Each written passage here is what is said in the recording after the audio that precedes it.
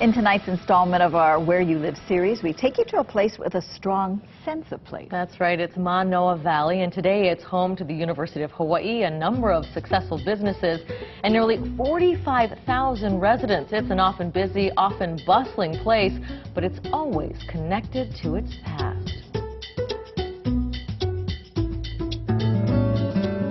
The story of Manoa Valley starts in the back, way back, Manoa Falls, one of many waterfalls flowing down these mountains. Back here, everything grows and life flourishes. Even if you've never set foot in this valley, if you live on Oahu, you've probably drank some of its water.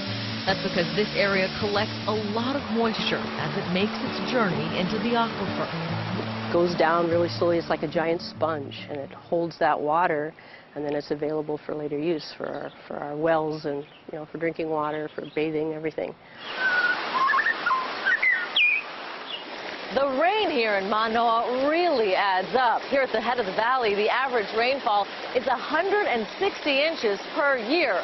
But if you head Makai, it gets a lot drier. Here at the mouth of the valley, about 5 miles down the road, that number drops from 160 inches a year down to just 35. It was that water that first drew people to the valley. King Kamehameha the Great said to have fed his armies with sweet potatoes grown on these hillsides. For decades, this was a place for agriculture, with plenty of taro and rice feeding the city of Honolulu, and then came dairy farms.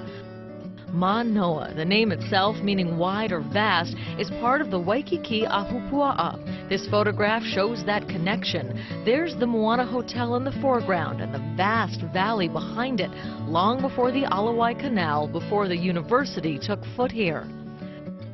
Right, I can see the original right there. See it. Linda LeGrand leads the historical walking tours here. Manoa has the highest concentration of designated historic homes on the island. More than 100 structures, each with a story, most from the turn of the century when trolleys ran through these streets. It's art in our neighborhoods. Even the roads here are lined with history. Literally, these aren't ordinary curbs. See those uneven edges? That's blue basalt lava rock cut from the Mo'iliili quarry. So when we do our walks, we feature our curbing stones, and we call it curb appeal. But it's the stream running through the valley that ties it together. To me, it was a metaphor for the valley because it's sort of what carved out the valley thousands of years ago.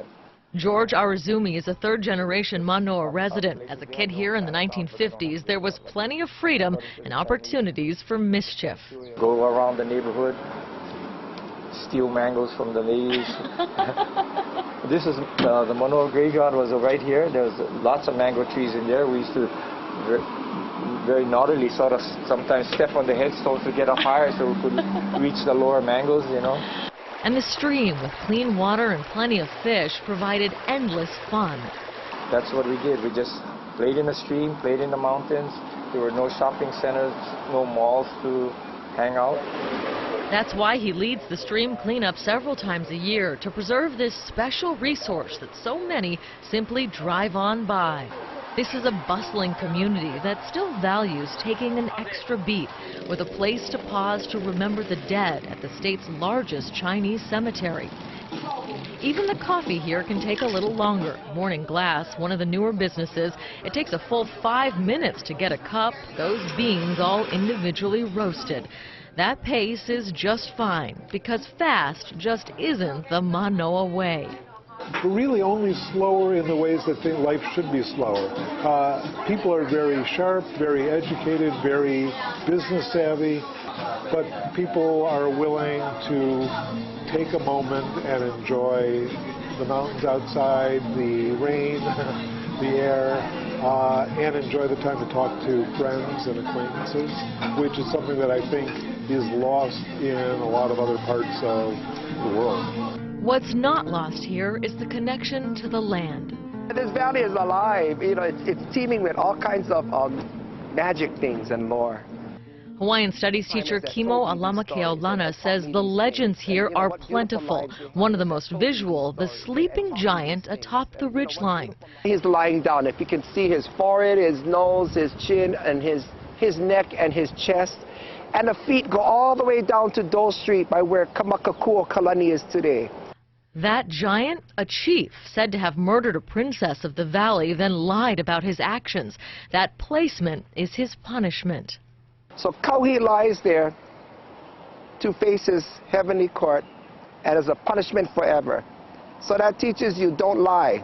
And I think in old Hawaii, that must have been a good lesson for all the kids growing up. That ancient lesson makes for modern-day protection. As a recognized cultural site, nothing can be built along the ridgeline, leaving the giant to sleep forever. As a child of this valley, Keaulana composed this song about the rain.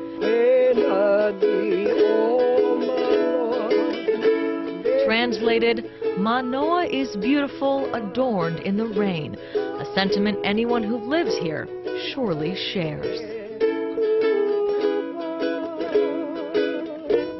And there are so many legends of the valley and so many special historical places. In the entire Ahupua'a, there was once 14 heiau. There's now just one. But we are going to show it to you and tell you how you can visit in person. But you'll have to wait until tomorrow, because that's tomorrow on KITV4 Morning News. And Paula, we got to go there. It was amazing. And, you know, we spent several days going through the valley. I feel like there's so much history there. And it's a place that you visit all the time. I know, you go by there all the time. You go up to that shopping center and you just don't really stop and think about what a wonderful place. Yeah, and that stream, so important. Just hearing the stories about growing up there and getting to play in it made me want to jump right in. Yeah.